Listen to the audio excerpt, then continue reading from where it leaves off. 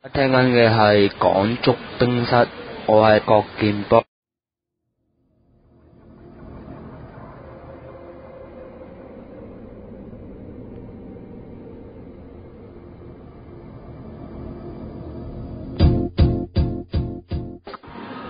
好啦，今個星期嘅港足冰室咧，依然都係得翻小姨喺度支撐大局嘅，咁冇計啦。咁其他嗰啲人有自己嘅要做啊嘛，咁啊唔阻佢哋發達啦。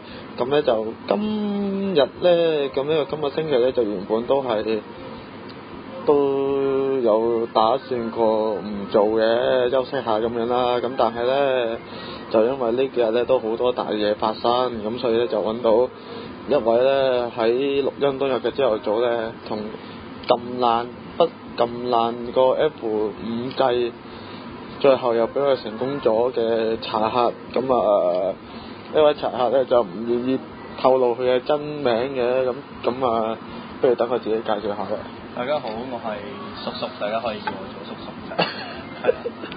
咁啊，叔叔因為咧喺呢個都算今日都算係香港足球歷史上最大規模嘅集體撳爛 F5 啊，幾日啦嘛？今日都係啦。但係聽講你本身都有套票啊嘛？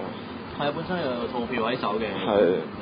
但係咁朋友多，咁大家都想要飛，咁咪都幫手撳一份咯。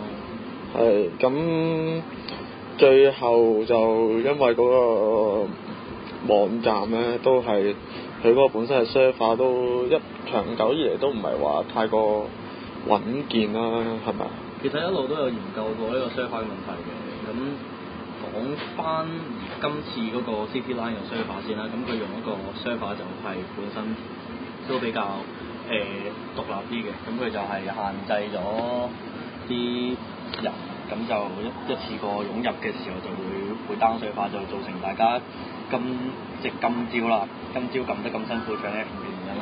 咁至於其他水化，即係譬如賣演唱會飛嘅，即係嗰啲平台咧，咁嗰啲就會叫你等一陣，跟住就會再 refresh， 咁就會反而比較來得容易啲咯。哦，即係你會覺得後者嗰個會好啲，即係所講。後者嗰個會冇 F5F 得咁耐，即係起碼有機會可能你哋等到，但係今朝呢個 server 其實係真係相對嚟講比較弱。OK， 再問遠少少，咁啊一般而家啲普羅大眾又買演唱會飛都係透過 CC 啦同埋城市票售票網啦，咁其實兩者其實係有咩分別咧？其實兩者嘅分別就係演唱會飛佢第一日賣嘅多數都係8張，咁佢當然咁睇佢個紅本容量有幾大啦，咁其實都應該會好快賣得晒，因為你只要每人8張咁樣賣，其實都唔使半個鐘就賣晒。咁其實基本上如果我當大家都係10點鐘開賣嘅話，演唱會飛基本上一個好賣嘅演唱會，基本上1個鐘之內就咩都賣晒嘅。咁點解會出現今朝咁嘅情況？就係因為佢只係限每人買2張，而佢個 server 我諗係偏細啦。咁喺求過於供嘅情況之下，一路大家都 keep 住 F5 嘅話咧，咁所以佢就會冧得咁犀利。OK。而先至會令到12點幾先賣得晒啲飛。今次其實最高協辦機構同埋 CC 拉咧都已經安排得算係周詳啦。咁你除咗咁正價飛又硬近要你上去買啦。咁特惠飛即係學生同長者咧就有得可以喺旺角場同步嘅。不過大家都係面對住同一個 server 啦。咁但係點解旺角場相對嚟講旺角場嗰啲琴日會好似感覺上會比較賣得容易啲咧？我唔清楚今朝旺角場嘅情況其實係點，因為其實你知今朝啲消息都好混亂啦，拎翻嚟嘅消息都混亂啦。咁我都係去到10點20零分喺討論區先至見到，咦真係有實體飛咯喎，即係真係有球迷拎飛出嚟啦，咁樣先至知道係原來係拎住飛喺手嘅。咁我相信今朝喺旺角球場買到飛嗰啲人都應該係應該唔會係同我哋普羅大眾一齊撳 F5 嗰個方法去買，即係我諗足總係應該有預留門票喺球場裏邊用佢哋嘅 system 去買飛咯。不過開賣前一日咧 ，CEO 都有俾啲記者朋友咧就追問得好犀利，究竟實際有即係連埋其他飛實際有幾多張係公開發售咧 ？CEO 都答唔出嘛，因為唔想同競賽部有啲衝突啊，即係喺即係身份上答得就驚，但係又有啲就唔係好，即係唔係好滿意嘅答覆咯。不過都算啦，咁過咗去啦。咁講翻開賣之前一晚，我都有去到視察下個情況嘅，咁都算係普遍平靜啦，有講有笑啦。咁其實就嗰陣時去到11點，嗰條人龍就唔係話太長，只係去到後尾咪有旺角場有條路，咪去到中間，咪有5條紅色嘅柱嘅，最多都係排到去第4條柱咁樣嘅。咁去到第二朝又開始300、400、500咁嚟。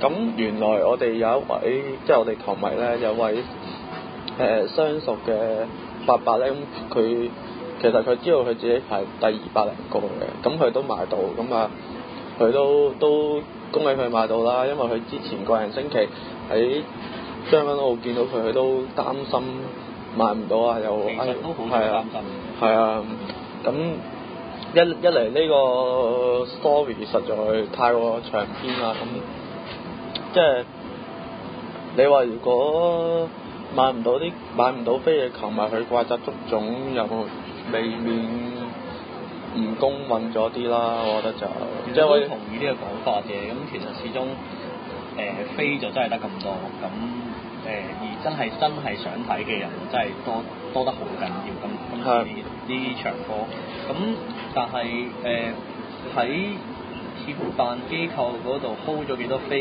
咁大家唔知啦。咁其實可能公開發售再加套票，再加埋賣俾國內人士嘅門票，其實可能就已經係球場嘅八成左右。咁至於其他門票又或者其他位係我嚟做咩咧？咁我估計因為根據琴晚流傳嗰個座位分佈圖，咁作客嘅球迷係將會坐喺27區嗰度。今次嗱，等我講講啦，因為有啲人就會問啦，咁之前因為亞協杯同埋其他不丹啊、馬爾代夫嚟嘅球迷都係喺嗰邊度坐嘅嗰啲就，咁但係點解今次獲得比較大咧？就係因為國際足協規定咧，就話作客嘅門票要有8% 嘅比例去撥翻俾作客嗰邊嘅球迷嘅。咁今次足總就香港足總最高協辦機構呢邊就攞足嗰個上限，所以就有咁多。咁至於點解嗰個咧，就因為係過去佢畫嗰個位嘅右手邊有獨立門口啦，跟住中間就可以有個間隔區咧，就個 buffer 咧就可以間咗啲分隔到啲中港啲球迷去洗手間咁樣咯。不過今次即係由未決定去到決定去邊個場之前，都引起好大嘅迴響㗎啦。咁其實咧球員同教練都偏向想喺旺角場嘅球迷想大球場，因為場大咁氣氛會好啲。不過有關嘅部門就一直都等啲專家出嚟話，啲草可能因為過咗11月7號同埋8號嘅奧運欖球外圍賽之後，啲草嘅復原就冇咁快咁樣。咁冇計啦，你咁講，跟住一路講呢樣嘢，又話個決定就係足總度，咁足總就都係想睇球場啦，之後就係咁退求其次咁樣，最後就落咗旺角場度。其實即係總括嚟講，呢件事嚟講，其實我覺得最高協辦機構真係好被動咯。佢算係被動嘅，咁但係可能就會引申咗一個好嘅結果，就係因為我所聽嘅劇版本就同你唔同，因為我喺討論區見到都叫做主流嘅民意都係話唔想大球場嘅，就多數都係想喺旺角場嘅。咁個原因當然係想個成績好啲啦，因為香港隊喺之前有幾喺旺角場嘅成績，大家有冇碰到係啊啦？係啊咁就又守得和，又對住卡塔爾都唔失禮地追翻2-3。咁其實旺角場對於防守係較為有利嘅，咁而且大球場始終佢距離個草地太遠，咁啲打氣就可能真係集中唔到，咁呢個都係球迷所 concern 嘅嘢。咁所以大家都會偏向旺角大球場多啲。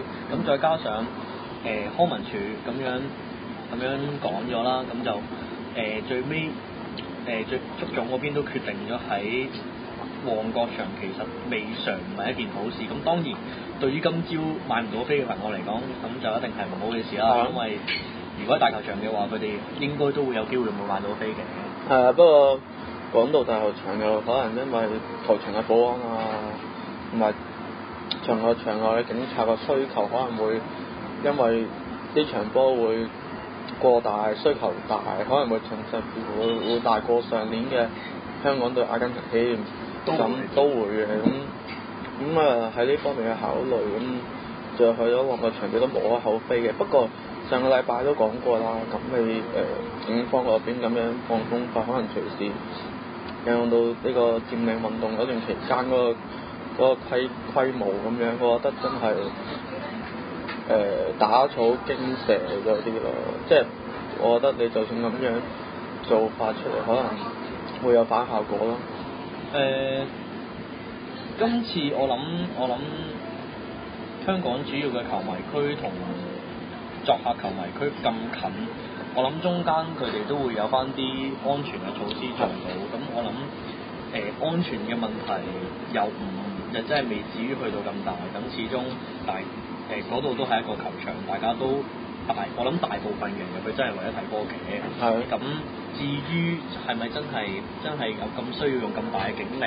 咁其實我覺得又真係冇咁大需要嘅。咁但係當然球場發生暴力事件，咁都唔係好少見，都有見過。咁但係發生喺1117嚟講，我又覺得機會相對嚟講冇咁大咯。係咯，咁雙方都會克制嘅，即係我覺得咁啊。咁當然亦都好悲喪個球賽結果啦。係咯。如果真係守和咗，甚至我哋偷到雞贏到嘅，咁可能反而係對面作客球迷會搞事添。咁呢個都唔一定嘅。咁當然如果真係俾作客中國贏咗嘅話，咁其實安排佢哋喺嗰個位度，佢哋離場先嘅話，咁對佢哋嚟講又真係一個比較好嘅情況咯，即係對佢哋嘅安全確有性狀況。如果真係in case係有滋事分子嘅話，我覺得呢方面真係控制唔到。咁有啲可能即係尤其是今次啦，啲飛賣晒之後冇攞個人用個鐘，就已經有啲炒家出現咗啦。咁唔排除會落入咗一啲可能三唔識七，純粹係搞事嘅球迷嗰度。咁啊，希望到時入場嘅球迷可以盡量克制啦。咁如果有啲事發生，希望隔離左右嘅球迷可以控制一下啦。係咯。咁飛就賣晒㗎啦。咁門票，咁賽事就喺11月17號度舉行嘅。咁買唔到飛咧都唔緊要，因為咧坊間有好多唔同嘅團體都會做呢個戶外直播，因為咧到時大台嘅 J2 咧都會有直播嘅。不過希望到時開心啲睇波啦嚇。都仲有一單消息喎，就係12號就會作客馬爾代夫啦。咁就咁啱喺同嘅錄音當日有單嘢發生咗，就係馬爾代夫國內有一單政變嘅消息發生咗，咁就會30日嘅禁，即係宵禁。宣佈戒嚴。係咯，戒嚴嘅。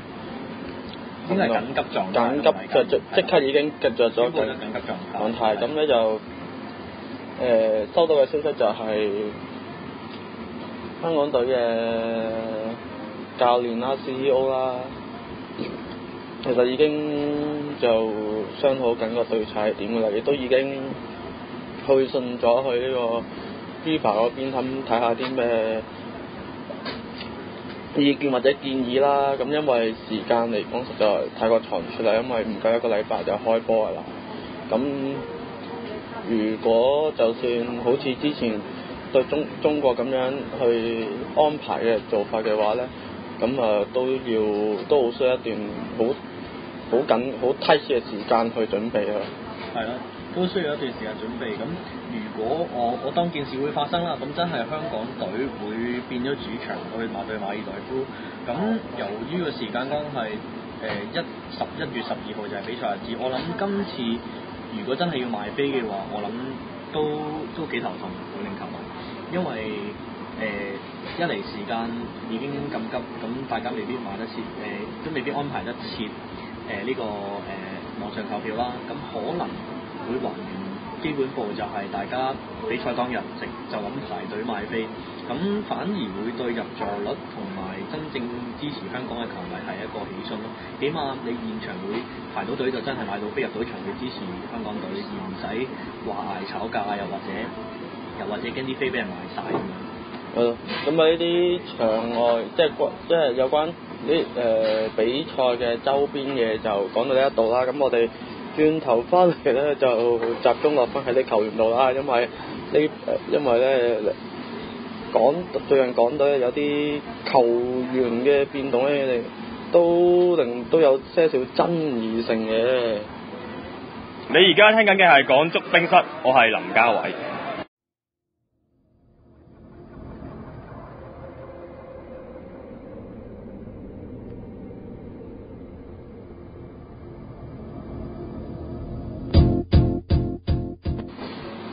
咁啊，最近咧香港隊嘅選人嗰度咧就有啲變動啦，因為有4個呢個新入籍嘅球員，包括辛祖啦、阿里奧啦、保連奴啦同埋艾力士嘅。咁就係啦，啱啱收到最新消息嘅就係香港已經對馬爾代夫發出咗黃色旅遊警示啦，喺我哋錄音嗰一刻。咁咧就講翻選人嗰方面啦。咁咧其實我哋即係一般球迷都早一個星期都預料到有4位球員度已經準備緊攞呢個特區護照，就準備入選咧香港隊嗰個初選名單嗰度嘅。咁就最後我哋全世界都以為咧選咗呢4個咧，就應該就有33個人可以一齊練下波嘅。咁啊，因為咁啱就今個禮拜就飛埋去咗東莞度集訓啦，要去到禮拜尾先翻嘅。咁啊，應該都會有至少都會有30零個啦。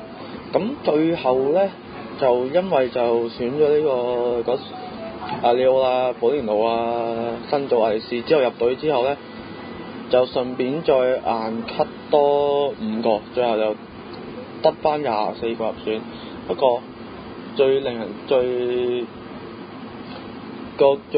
做多一個變動就係艾利奧最後都係因為個傷未完全好翻晒關係咧，就選翻張志勇入隊嘅。係啦，咁講翻啦，咁其實呢個名單大家睇落其本身未加咗新嗰4個球員之前咧，咁大家其實對個名單都冇乜大爭議性嘅。係。但係咧個問題就係在於嗰24個人選咗入去之後咧，咁大家發現咗幾樣嘢係唔同嘅，就係、首先，高凡個名唔見咗喎，係啊，就引嚟一紮轟動啦，就係點解究竟係咪新入隊嘅艾力士或者保連奴踢走咗高凡咧？咁有關方面咁已經解釋咗高凡係因為真係受傷，所以就被逼落選嘅。係啦。咁另外至於艾利奧嗰方面，咁都引嚟一陣風波啦。係啊。畢竟佢都係一路傷緊，而且又操唔到練咁樣。係啊。咁成個係啦，已經成個9月10月都係冇操嘅。咁至於佢入選就真係都頗有爭議性地入選啦。咁雖然最尾都算係意外地落選啊，都算係意外地落選補選咗張志勇啦。咁其實亦都有唔少嘅聲音，就係話喺呢一隊24名大軍裏邊係算係比較少我哋嘅香港嘅年青一代嚟嘅。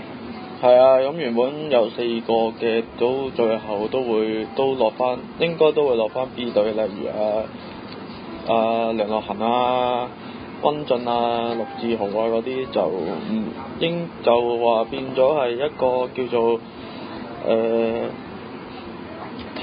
替補球員啦，喺呢個集訓球員名單受傷嘅話，就會安排佢哋出席球隊活動嘅，即係例如練波咁嘅。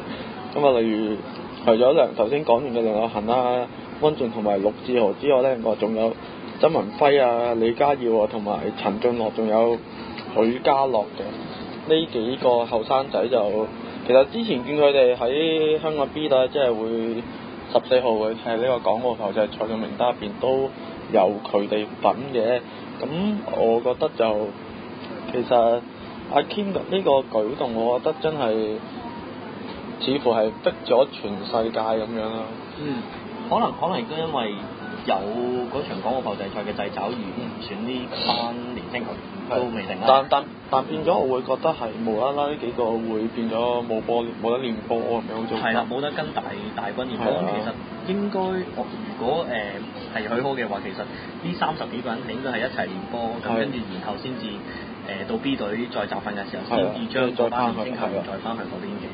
咁但係我哋頭先亦都收咗少少消息，就係話黃洋似乎係受咗傷，應該係會好大機會就會退。係啊，因為我哋錄音呢一日咧就都幾多事幹發生嘅，因為即係朝頭早買飛，夜晚有一部簽名會，晏晝其實就有練習賽嘅，就係同傑志踢呢個練習賽嘅。咁黃洋就係俾佢嘅傑志隊友巴倫古數嘅就砸親嘅，都幾嚴重，係要做 MRI 㗎。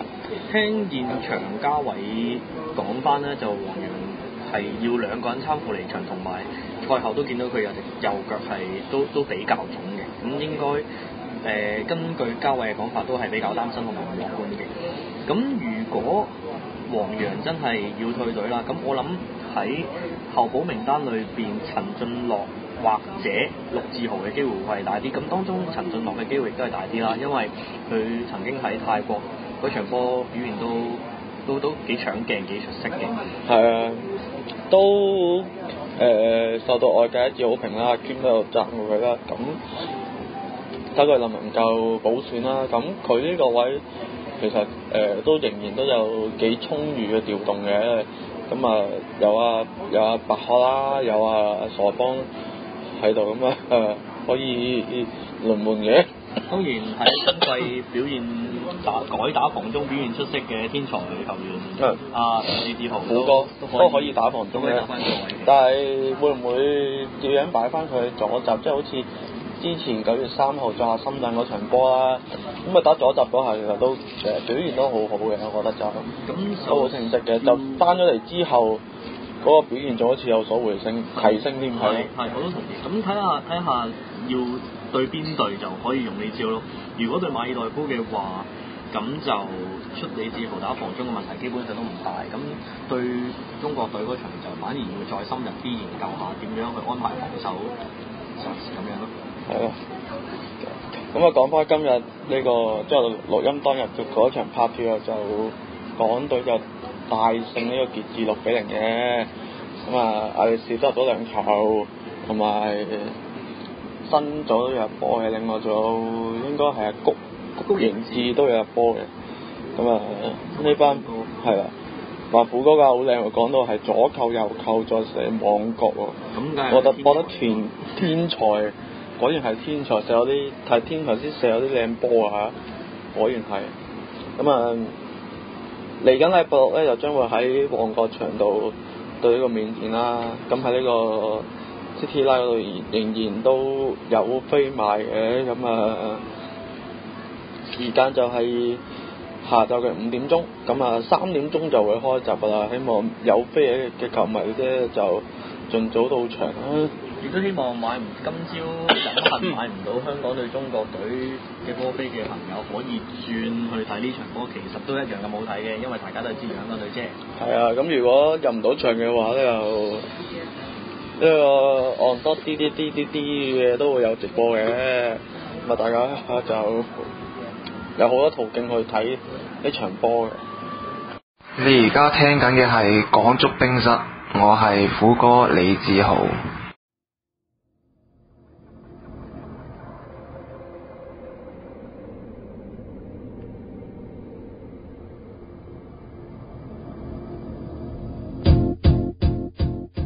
好，各位大家好啊，又係我水巴基。今集雖然唔能夠去到現場錄音，但係點都額外地錄翻幾分鐘，即係講翻少少最近呢個星期其中一啲比較重要嘅事啦。咁啊，第一樣就係呢個1117香港對中國呢場波嘅賣飛情況嘅。其實當日嚟講，即係頭先喺節目嗰度亦都有去咗排隊買飛嘅嘉賓講咗啦，咁我亦都講翻，即係當日其實少少一啲比較特別嘅情況就係，當呢個旺角場咧所有飛咧賣完之後咧，就有一啲嘅長者咧就非常之不滿啊！一方面就破口大罵呢個足總啦，咁啊甚至乎去推呢個旺角場大閘，嘗試衝入場度想揾足總嘅人理論，咁我就覺得少少衝動啦，呢啲長者咁，同埋有一個問題就係，其實佢哋有好多咧都唔清楚，係從來冇搞清楚過究竟賣飛係咩一回事。佢哋淨係知道旺角場有飛賣，我哋就旺角場有飛賣咪去排咯。咁啊，然後外界流傳嘅消息就話有1000張學生長者飛，咁啊自己計數啦，1000張咁啊，每人最多每次買2張嘛，咁啊隨意啦，即係排到頭500名就買到啦咁。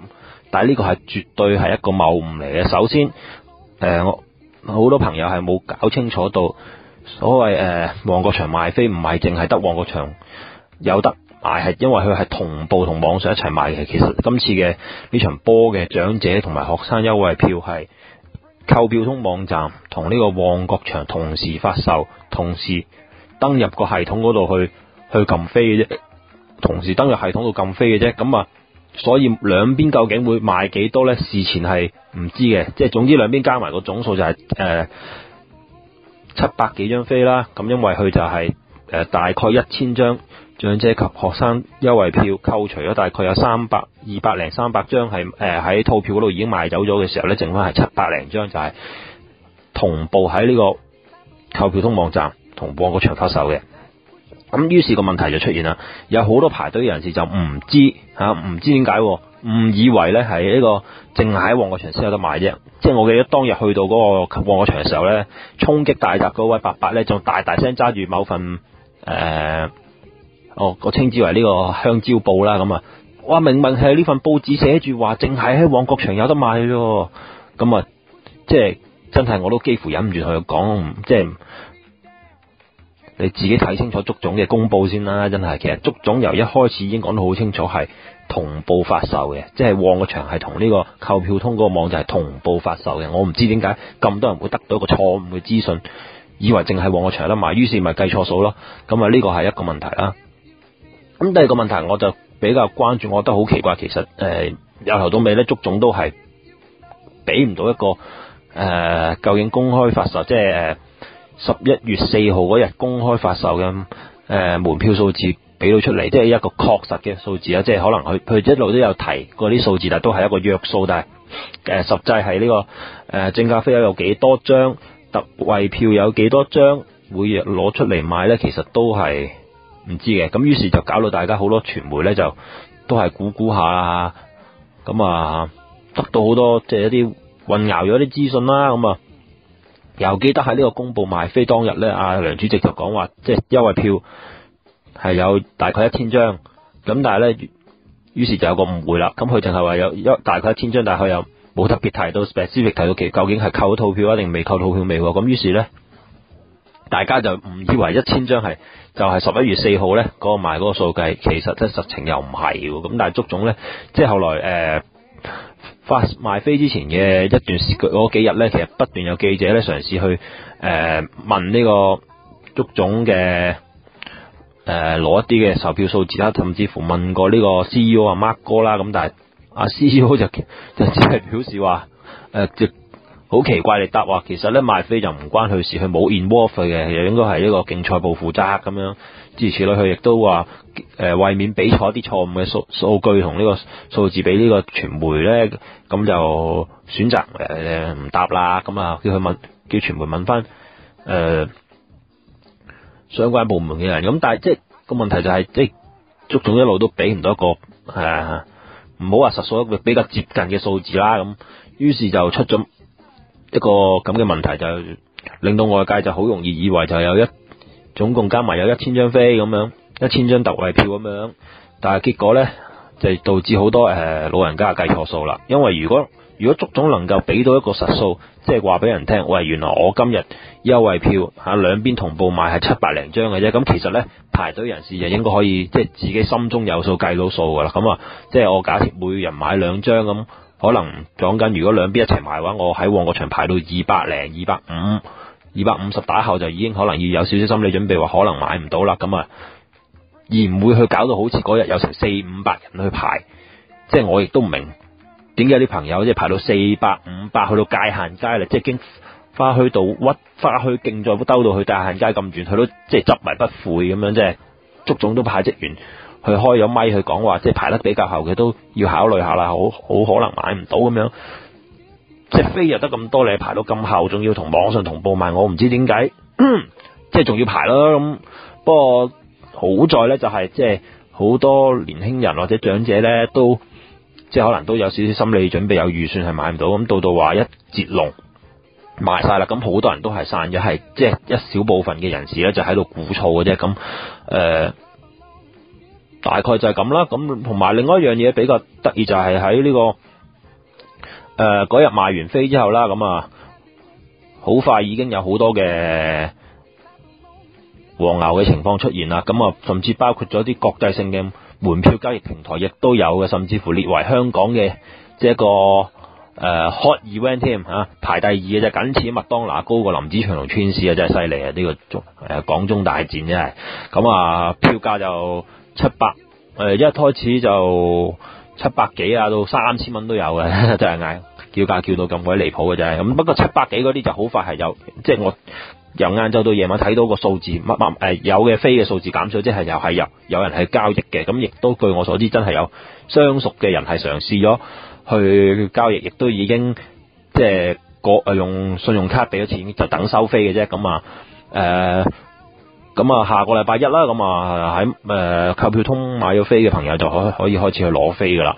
咁啊同埋亦都喺星期五當日爆咗一件相當有趣嘅事，就係呢個一份免費報章嘅頭版就報道咧，原來康文署咧嗰個球場嘅沙咧，有部分球場嘅沙咧就唔係按去合約所講嘅用嗰啲咁嘅一啲比較靚嘅沙，而係用一啲河沙就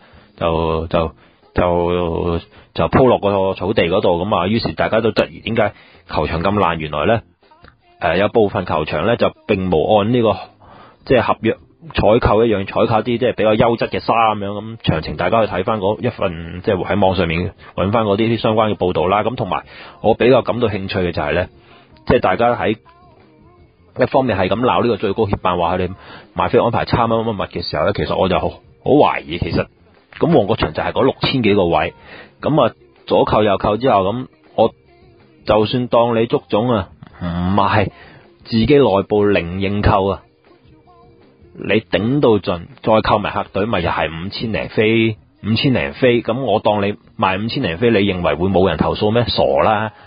個要求咁高，個需求咁高嘅時候，其實好似今次咁賣3000同賣3000零賣3000幾4000飛同呢個5000飛5000幾6000飛，咁有咩分別？即係多咗1000零2000人滿足，依然都唔知有幾多萬人係買唔到，一樣係鼓噪嘅。咁所以我就諗，點解大家個焦點要擺喺最高協辦度，而唔係擺喺康文署度呢？係邊個搞到大球場用唔到呢？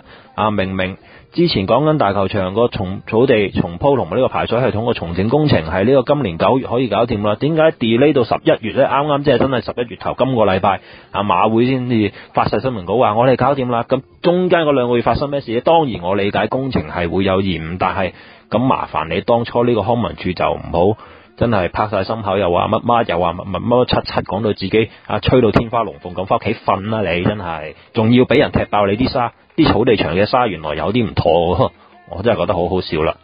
我哋偉大嘅香港政府真係又踩一屎。好啦，咁呢個其一嘅問題啦，其實另外就係、其二就係CEO 足總 CEO Mark 哥咧都講過噶啦，其實國際即係一個普遍情況就係球場草地用完之後7日基本上已經可以即係修復翻嘅，但係唔知點解去康文署就揾啲專家嚟一口咬定就話打完今次欖球之後咧就唔得噶啦，肯定趕唔切噶啦，咁個質素冇證唔到噶，咁乜啦咁咁係咪咧？我唔知，但係睇翻呢個免費報章報道，佢就話咧呢個論調一出咧，已經有康文署嘅前線員工就質疑佢哋處方係講大話嘅。咁點解會有咁嘅質疑咧？可能要睇翻，唔知係咪有咩即係涉及咩政治因素，搞到呢個政府部門唔想場波喺大球場打，咁我哋係咪咧？咁可能係一種推斷啦。係咪事實就不得而知啦吓。咁但係值得大家深究一下嘅。不過講乜都冇用噶啦，而家個場定咗，肯定喺旺角場打噶啦。大家唯一就係我哋可能仲可以做嘅就係星期日啦，星期日睇下呢個7人欖球奧運外圍賽打完之後呢，大球場個草地係點啦吓。如果有機會嘅，踩兩腳試試啦。如果唔係，大家目測又係咪真係爛到唔可以喺9日之內9日之後再俾呢個香港隊踢世界盃外圍賽咯？不過我就真係預期康文署都好大機會都係要俾人鬧噶啦呢劑。同埋亦都要留意就係香港隊作客馬爾代夫場波究竟最後喺邊度打呢？相信節目播出街嘅時候可能都會有答案嘅。大家準備定可能又要去撲飛噶啦。你而家聽緊嘅係港足冰室，我係林家偉。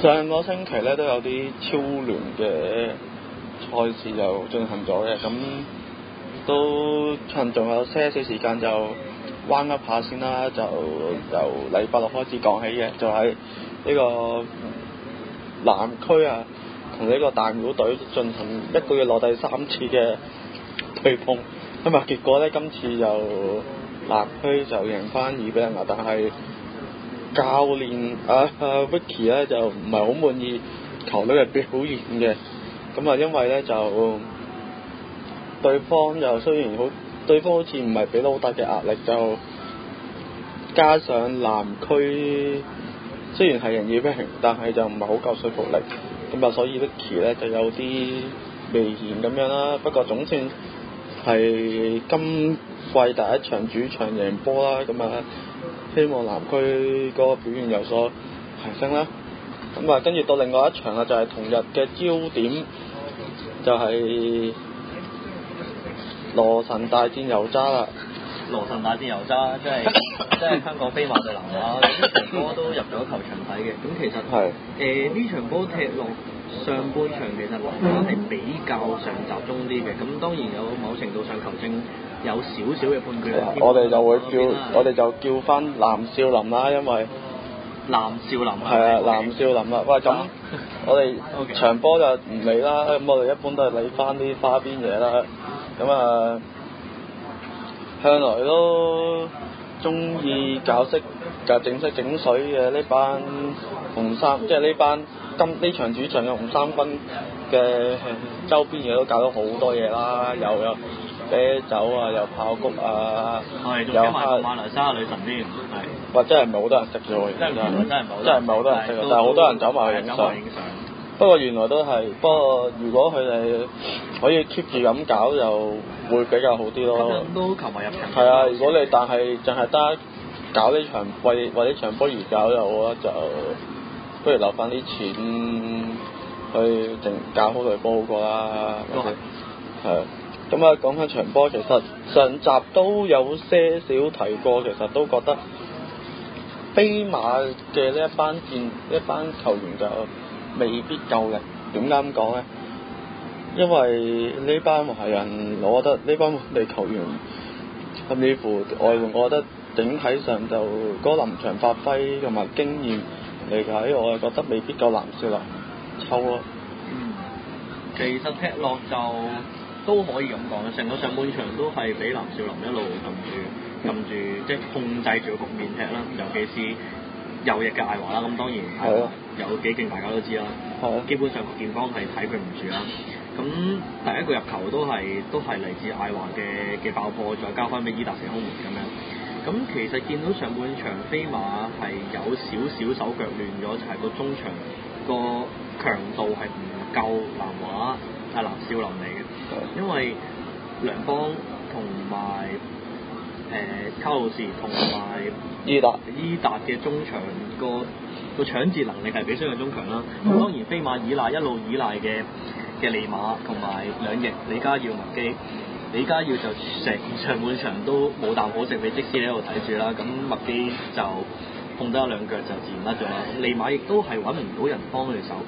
當然其實成個中場我會比較失望嘅就係梁冠聰佢控制唔到嗰個中場搶，做唔到佢應該做到嘅搶奪，分唔到波俾翻自己嘅球員咁樣咯。係。咁佢哋下半場都唔係話冇呢個追平嘅機會嘅，其實佢哋只要有一個追平嘅機會就個勢就隨時可以扭轉到㗎啦。不過阿路域嗰下就真係差少少啦。阿路域嗰下就真係神來之筆咁樣俾佢單刀咁樣就射落去個尾柱度，咁其實入咗嘅話，其實成個形勢就扭轉咗。其實下半場當飛馬做咗個調動，就係將羅廣威換咗入嚟，就將佢擺喺左翼，將李家耀擺喺中間。其實呢個舉動就已經會幫咗利馬好多，就係李家耀會幫佢拉空咗好多空位俾佢發揮。咁其實大家都見到下半場飛馬已經係將個勢攞翻嘅，只係爭一個入球啫。咁去到關鍵嘅時候，即係我覺得大概65至70分鐘飛馬需要換人嘅時候，喺佢後備席雙熱身嘅就只有兩個球員，一個就係鄭禮軒，另一個就係黃威。結果兩位球員就熱身一路差唔多熱到尾，先至有鄭禮軒入替麥基。咁而換完呢個人之後，就更加輸埋2-0添。咁其實係咪換人嘅調動係應該可以再做早啲，又或者係可以早啲換黃威入嚟俾佢試下咧？咁呢個其實係我覺得教練係要負翻一定嘅責任。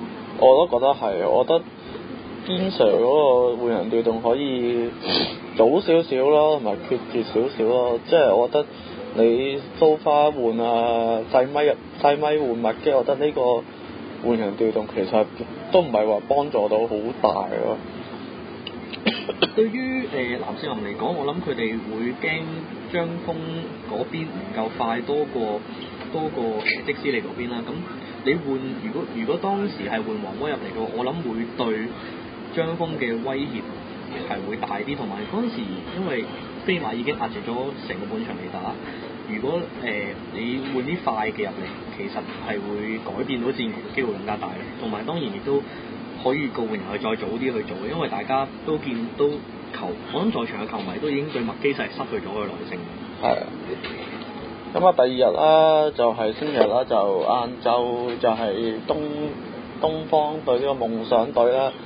咁啊，呢幾場都俾人話欠缺呢個霸氣，同埋組織上又唔係話太過靈活嘅方向隊咧，就只能夠以一球險勝呢個夢想晉級嘅啫。就即係睇翻啲精華啦，因為直播又冇睇到啦。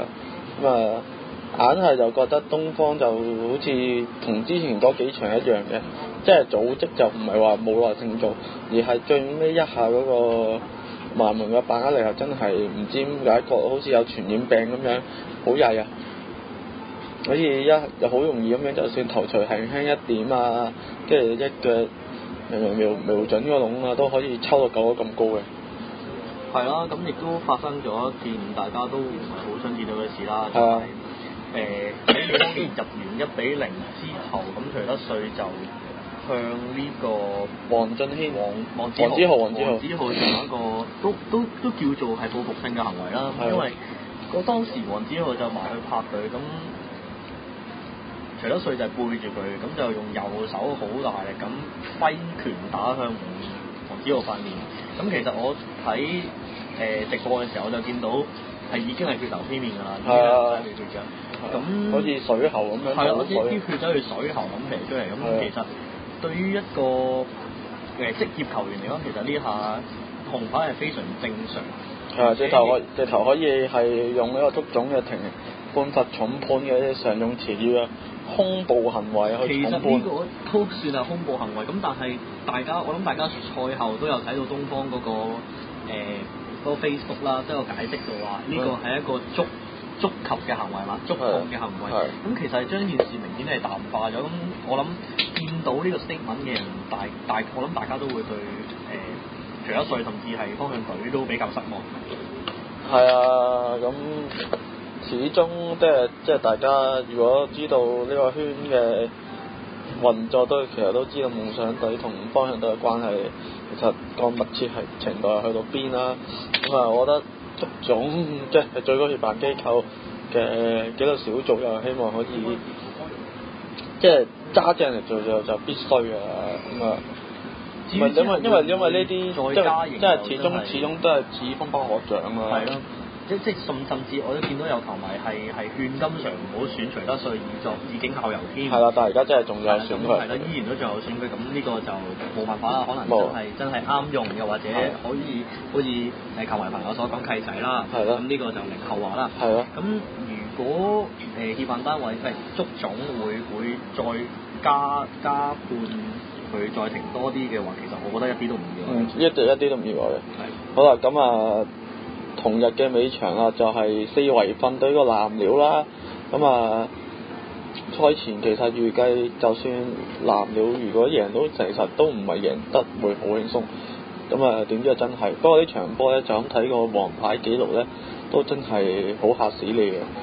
咁啊，總共係10張黃牌，1張紅牌。係啦，究竟其實場波係咪真係咁火爆咧？我就唔知啦，因為我都冇入場睇嘅。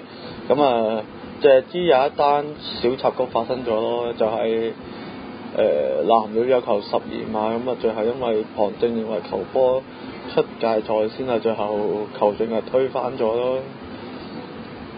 不過之後呢個藍鳥又乘住對方打少個啦，呢個四圍訓嘅後生年輕球員徐雲傑就2黃1紅離場啦。咁啊之後先靠保連奴同埋費蘭道一個乘住保羅出上前而空群而出之下射入到2-0啦。咁啊場波就咁啊完咗啦。咁啊四圍訓咧仍然都係未能夠打開勝利之門嘅。咁啊藍鳥就聯賽就3戰就全勝啦。其實睇翻兩勝一和先啱。其實睇翻四圍訓隊，其實今季嘅表現都算係比之前好咗。咁當然虎哥捏住個中場對呢隊球隊有莫大嘅幫助啦。咁但係我想提嘅係佢哋一班佢哋好 proud of 嘅自己嘅年青球員啊，即係即使係後備入替嘅許宏峰，或者係其他球員，即係許家樂同埋韋建豪，其實都叫做係有板有眼嘅。特別係許宏峰，因為許宏峰其實大家都知道佢喺美國翻嚟啦，曾經試訓過啦。咁失敗完之後翻咗嚟之後，其實佢都係打前鋒位嘅。咁但係喺呢幾場大家有目共睹嘅係領隊安排佢打右閘位，其實佢都表現得唔錯。咁呢個係相當值得相當有潛質咯。呢個球員其實可以俾佢試多啲位，甚至係俾多啲出場機會佢。就第一就係班強其實都幾聽 Rambo 嘅指示啦，踢波對波踢落去都有整體都有對應嘅。不過唔好彩嘅就係有好幾場可以至少攞到1分嘅情況底下就全失咗3分啦，完全有咁啊對佢哋嚟講都算係都呢個打擊，我覺得就唔細咯。咁啊，希望 Wembley 再對呢支年輕嘅球隊繼續調整之下，希望可以攞翻啲分啦喺個聯賽嗰度，因為銀牌又已經出咗局㗎啦，咁啊剩翻目前嘅青英杯，咁啊睇下可以睇下之後球隊嘅表現可唔可以再提升翻啦。好啦，咁啊聯賽就去到呢一場之後咧，就要下一彎就要去到11月28號先開始有最新一輪聯賽㗎啦。咁啊嚟緊呢，就同大家預告翻多一次啦。咁啊呢個禮拜六嘅晏晝5點鐘就會喺旺角場有呢個香港對緬甸嘅友賽嘅。咁啊留意下啦。咁啊睇下下個禮拜睇下會唔會開得成啦。如果開唔成，咪就再睇下會唔會有啲突然之間有啲突如其來嘅幫助之下，可以就再好似咁呢一集咁樣開得成啦。最後咁啊，今日就唔該晒啊叔叔啊，咁啊百忙之中抽空啊，咁啊去播。好。係咯，睇下第時有冇機會再揾你啦。好啊，有機會再。係咯，有機會再揾你啦。咁我哋今個星期就差唔多啦。咁啊唔該晒。好，拜拜。